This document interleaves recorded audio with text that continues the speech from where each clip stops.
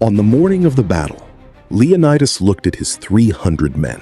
Then he looked at 300,000 Persians, and he smiled. Not because he thought he could win, because he already had. Not the battle, not the pass, the war. 480 BC, Xerxes' massive army had swallowed continents and burned everything in its path. Greece had 3 days to change that. Leonidas had 300 men, a narrow pass, and a calculation so cold, so precise, that military strategists still cannot explain it. He chose the pass. He chose the number. He chose to die. Every decision deliberate, every death planned. This is not the story of brave men dying.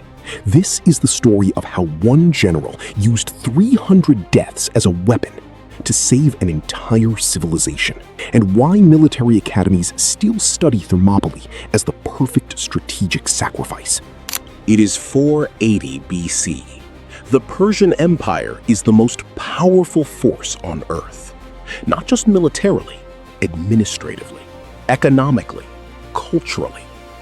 The Achaemenid Empire stretches from modern-day India to Egypt, from Central Asia to the shores of the Aegean Sea. It is not a kingdom. It is a machine built for one purpose: expansion. At its head sits Xerxes I, son of Darius the Great, king of kings, a man who ruled over 50 nations and commanded soldiers who spoke 37 different languages. He was not a warlord. He was a god king, and the ancient world treated him as such. And Greece? A collection of small, stubborn, perpetually arguing city-states. Athens, Sparta, Corinth, Thebes. They barely agreed on anything. They fought each other almost as often as they fought outsiders. This was not Persia's first attempt. 10 years earlier, in 490 BC, Darius had sent an army to punish Athens for supporting a revolt in the Persian-controlled city of Miletus. The Persians landed at Marathon, and they were defeated, completely defeated, by a smaller Athenian army that charged across the plain before the Persian cavalry could deploy. Darius died before he could retaliate, but his son Xerxes did not forget. For 4 years, Xerxes prepared the largest military expedition the ancient world had ever seen. He conscripted soldiers from every corner of his empire. He built bridges of boats across the Hellespont, the narrow strait separating Asia from Europe. When the first bridges were destroyed by a storm, Xerxes ordered the sea to be whipped 300 times and chains thrown into the water as punishment. Then he built new bridges. Modern historians estimate his army at between 100,000 and 300,000 soldiers. Ancient sources put the number at over 2 million. His fleet, over 1,000 warships. When word reached Greece that Xerxes was crossing the Hellespont, many city-states surrendered immediately. Thessaly submitted. Boeotia submitted. Macedon submitted. The Persians had not even fought yet, and half of northern Greece was already theirs. The resistance was organized by a loose alliance called the Hellenic League, about 31 city-states who agreed, barely, to fight together. They needed a strategy. They needed someone to buy them time. They chose Leonidas. Who was Leonidas? Leonidas I was not a young king. By 480 BC, he was in his late 50s. He was not a man given to speeches or dramatic gestures. Sparta produced something else entirely. To be Spartan was to be born into a system so militarized, so disciplined, so brutally focused on the creation of soldiers that it has no parallel in human history. At birth, Spartan infants were inspected by elders. Those deemed too weak were left on a hillside to die. The ones who survived began military training at age 7, taken from their families and placed in the agoge, a program that lasted until age 18. The Agogé was not a school, it was a forge. Boys were deliberately underfed so they would learn to steal, and punished severely if caught, not for stealing, but for being caught. They slept on reeds they cut themselves from riverbanks. They were beaten, exposed to cold, forced to march, and if they cried, they were shamed. Because a Spartan warrior was not supposed to fear pain. He was supposed to understand it, accept it, and move through it. By 30, a Spartan man had been training for 23 years, not as a hobby, as his entire identity. But what made Leonidas exceptional was not just his training. It was his understanding that war is not fought only with spears. It is fought with information, with positioning, with timing, and with the willingness to make calculations that other men cannot bring themselves to make. The oracle at Delphi had given Sparta a prophecy before the campaign. Either Sparta falls, or a Spartan king must die. Leonidas believed it, and he made his decision accordingly. He selected his 300 men with a single criterion. Every man had to have a living son. He was not choosing his best fighters for glory. He was choosing men whose deaths would not end their family lines. He already knew they were not coming home. He chose them to protect Sparta's future, even in their absence. This was not bravado.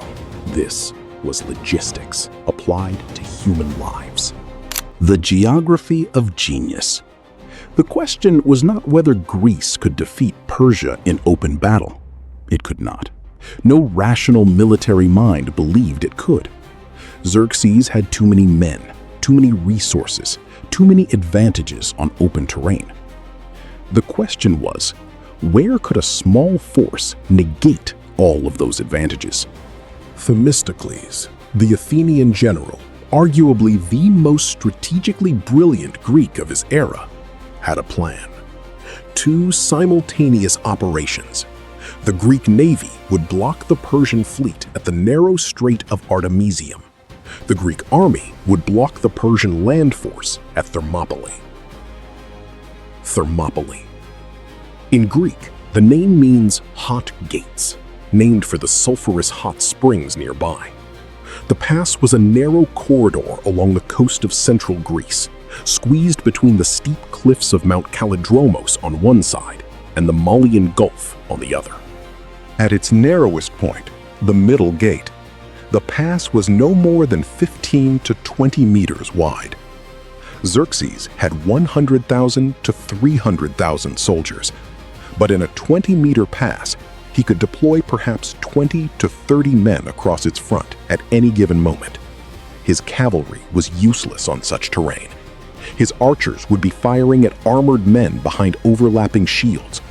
His greatest asset, numbers, became a liability. But there was a problem. Leonidas knew about another path, a mountain track called the Anopeia Path, which wound through the hills above Thermopylae and emerged behind the Greek position. If the Persians found it, the Greeks would be encircled from behind. He stationed 1,000 Phocian troops on the Anopeia Path to guard it. He understood the vulnerability. He tried to seal it. The waiting game, man versus man. Xerxes arrived at Thermopylae and did something unexpected. He stopped. He waited. For 4 days, the Persian king waited outside the pass. He sent scouts. He sent heralds. He demanded the Greeks surrender their weapons. Leonidas sent back the now legendary reply, Molon Labe, come and take them. Xerxes waited because his army was so massive, he expected the Greeks to simply lose their nerve. It had worked everywhere else. But the Spartans did not submit. They stood in the pass, and from Persian scouts' reports, they were doing something unsettling. They were exercising, calmly, casually. Some were combing their hair. A Persian deserter explained it to Xerxes. Spartans always groomed themselves before battle. This was their custom. Xerxes reportedly laughed. Then he stopped laughing. On the 5th day, he launched his first assault. Day 1. The Persian tide breaks. The Medes and Scythians went in first. Elite Persian infantry, the best trained soldiers in the ancient world outside of Sparta. They crashed into the narrow pass and hit the Greek phalanx, shields overlapping, spears extended, moving as a single organism, a wall of bronze and iron. In a 20-meter pass, the phalanx was not just a formation, it was a machine. The Spartans used a tactic that drove the Persians to fury: feign retreat, deliberately pulling back as if breaking. The moment the Persians surged forward, thinking they had broken through, the Spartans wheeled and counterattacked. The Persians, disorganized by their own charge, were cut down in the confusion. Again and again. The Persian infantry were brave men.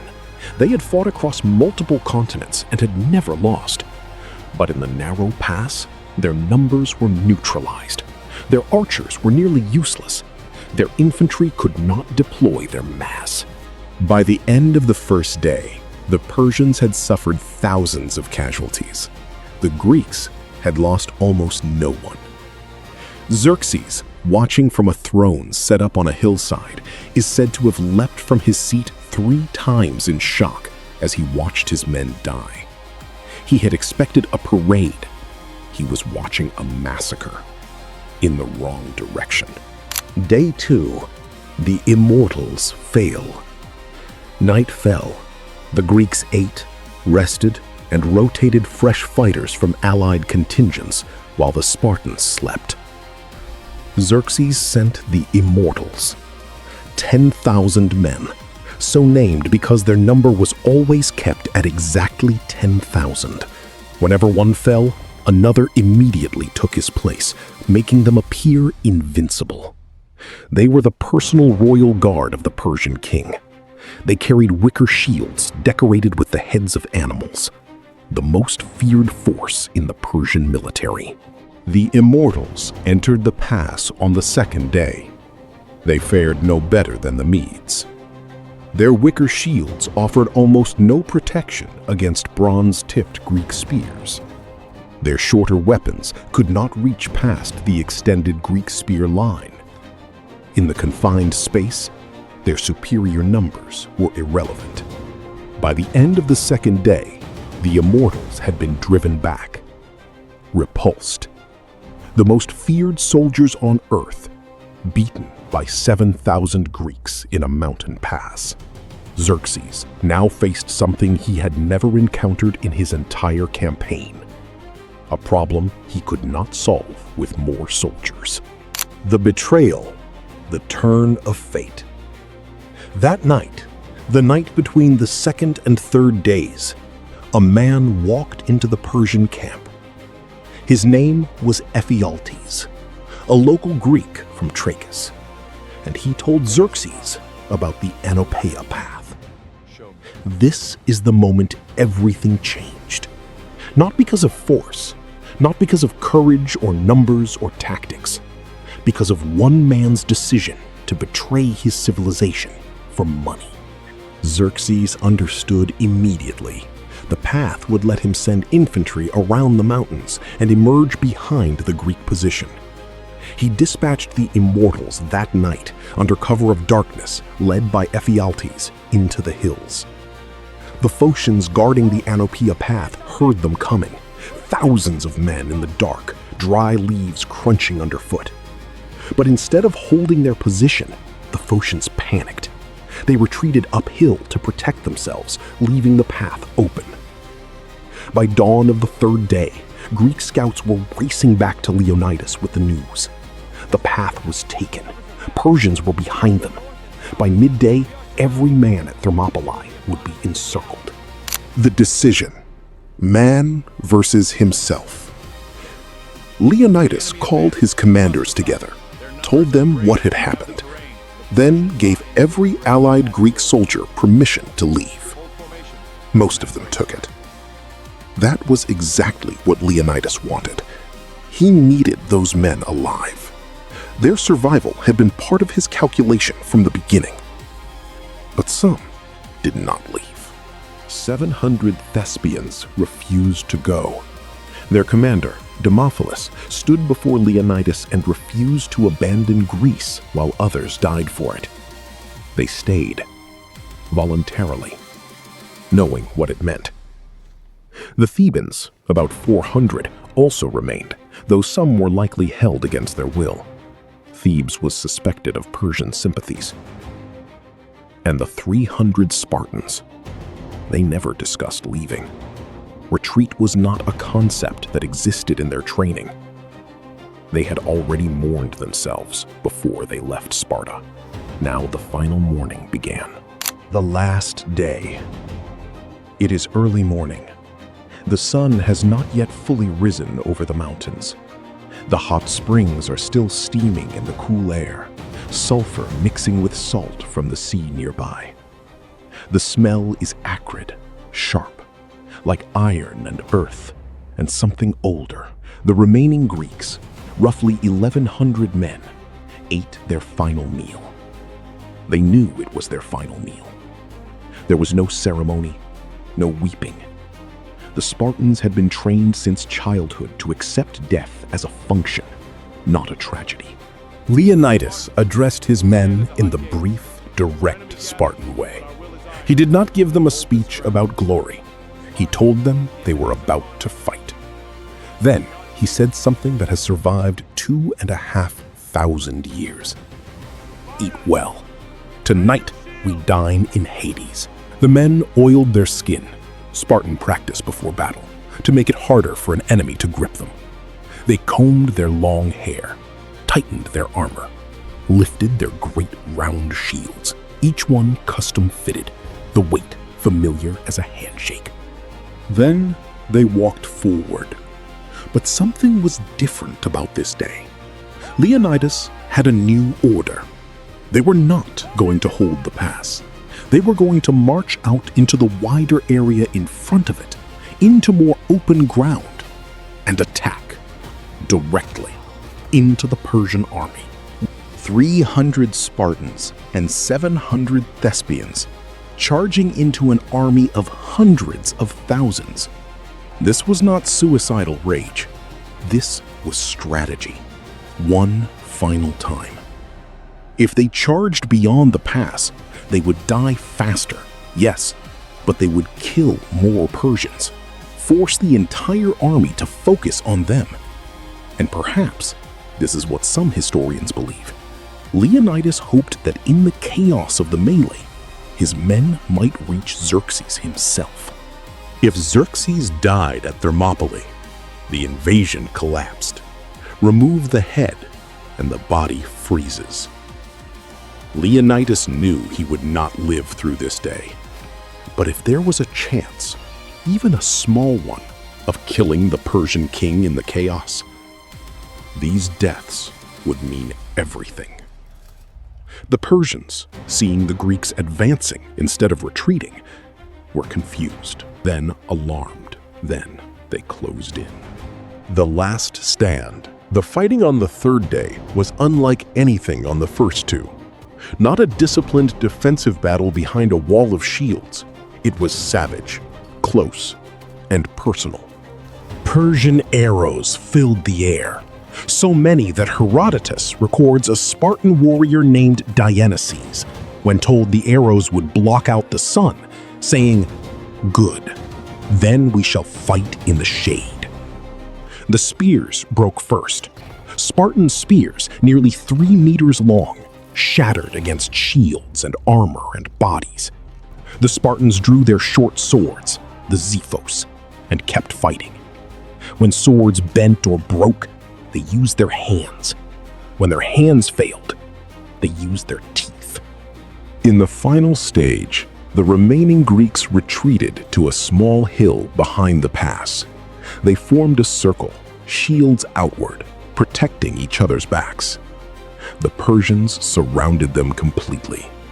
Wave after wave of arrows. The Greeks' shields could not protect them from all directions at once. Men began to fall. Leonidas was among the first to die in the final melee. His body became the center of a separate battle. The Persians wanted his head as a trophy. The Spartans fought to protect his body. Ancient sources say the struggle over his corpse was ferocious. The Spartans drove the Persians back 4 times before finally being overwhelmed. When the last Spartan and the last Thespian fell, the pass was silent. The Persians had their victory. They had paid for it with thousands of their own dead, including, some sources suggest, 2 of Xerxes' own brothers. The ground was so covered in Persian dead that Xerxes ordered most of them buried in mass graves before his own men could see the true scale of the loss. He was ashamed. The king of the largest empire on earth, ashamed of what it cost him to defeat 1,100 men. He had Leonidas's body decapitated, his head displayed on a pike. This was deeply unusual. Xerxes generally treated defeated enemies with respect. This small Greek king had done something to Xerxes that no enemy had done before. He had frightened him. The war Leonidas won. The pass was open. Xerxes marched south. The Persian army swept through central Greece. They burned Plataea. They burned Thespia, the very city whose soldiers had died with Leonidas. They marched to Athens. The city had already been evacuated. Citizens fled to the island of Salamis weeks earlier using ships prepared in advance. The Persians burned the Acropolis, the ancient shrines of Athens, reduced to ash. And Themistocles watched from his ships, calm, because this was part of the plan. Themistocles had deliberately chosen the narrow strait of Salamis as his battleground, the same principle Leonidas used at Thermopylae: confine the battle, negate Persian numbers. He sent a fake message through a double agent named Sakinas. The Greek fleet was about to flee. Move the navy into the strait tonight. They could be trapped. It was a lie. Xerxes believed it. He sent his fleet into the strait in the dark. In the narrow waters of Salamis, the heavier Greek triremes had a decisive advantage. The Persian fleet, maneuvering in cramped darkness, became tangled, confused. The Greeks attacked in formation. The Persian navy, larger and theoretically more powerful, was destroyed. Xerxes watched from a throne on a hillside overlooking the strait, exactly as he had watched his land army fail at Thermopylae, and sat in silence as his invincible fleet was broken ship by ship. He withdrew to Asia. He left behind his general Mardonius with a significant army to continue the campaign. But the momentum was broken. The following year, 479 BC, the largest Greek hoplite army ever assembled met Mardonius at Plataea. The Greeks won decisively. Mardonius died on the field. The second Persian invasion of Greece was over. Greece survived. Western civilization survived because 3 days at a narrow mountain pass had bought enough time, inspired enough men, and broken the psychological invincibility of an empire. 40 years after the battle, Sparta sent a delegation to Thermopylae and brought home Leonidas's bones. He was buried with full honors. Funeral games were held in his memory every year. The Spartans built a monument at Thermopylae, a stone lion, symbol of Leonidas, whose name means son of the lion. At the site of the last stand, they inscribed words composed by the poet Simonides, words that have survived intact for 2,500 years. Go tell the Spartans, you who read, we took their orders and are dead. The cold calculation. What is the lesson that military academies teach when they study Thermopylae? It is not about courage. Courage is the basic requirement. Everyone in battle has to have it. The lesson is about something rarer. The ability to think clearly when every instinct tells you to run. Leonidas identified his goal: buy time for Greece to prepare. He identified the terrain to accomplish it. He calculated the cost: 300 men, his own life. He accepted the cost, and he executed. Sun Tzu wrote in The Art of War that an army's position determines its strength. Leonidas understood this 2,000 years before military science gave it a name. He turned 20 meters of mountain pass into an equalizer that wiped out the Persian numerical advantage entirely. Modern military doctrine calls what Leonidas did a strategic delay operation. A small force accepts significant casualties to buy time for the main force to prepare. It is taught not because it is heroic, though it was, but because it works. Because it worked here at the Hot Gates in August 480 BC. The second lesson is harder to name. Leonidas chose men who had living sons, thinking about the future in the middle of his own ending. He was separating his personal fate from his strategic mission. He knew what he owed his men, what he owed Sparta, and what Sparta owed the world after him. He chose to die deliberately, at the right moment, in the right place, for the right reason. That is not sacrifice. That is mastery. And then there is Ephialtes, the man who led the Persians through the mountain path. He represents the one thing no strategy can fully seal: human nature. Leonidas had stationed the Phocians on the Anapaea path precisely because he anticipated the vulnerability. He tried to close it. It was not enough. But when the worst happened, when the betrayal came and the encirclement began, Leonidas did not freeze. He sent the allies home. He charged forward. He kept executing until the last moment. That is the final lesson. Not the outcome, the execution. Why this still matters. Thermopylae is studied today not because of the movie or the myth. It is studied because it demonstrates with uncomfortable clarity that the strength of a force is not determined by its size. It is determined by the clarity of its goal, the quality of its positioning, and the willingness of its commander to make the hardest calculations. The Persians paid, with thousands of dead, with weeks of delay, with the psychological fracture that Themistocles turned into a naval victory at Salamis, and Xerxes ultimately paid with his campaign. And all of it, the fleet preparation, the evacuation of Athens, the Battle of Salamis, the Battle of Plataea, the survival of the very idea of Greece, runs backward to a narrow pass, to 20 meters of mountain coastline, to 3 days in August, to 300 men who never came home, and to one king who smiled on the morning of the battle, not out of bravado, not out of madness, but because he had already done the math. The pass was chosen, the number was right, the time was bought. Greece would live.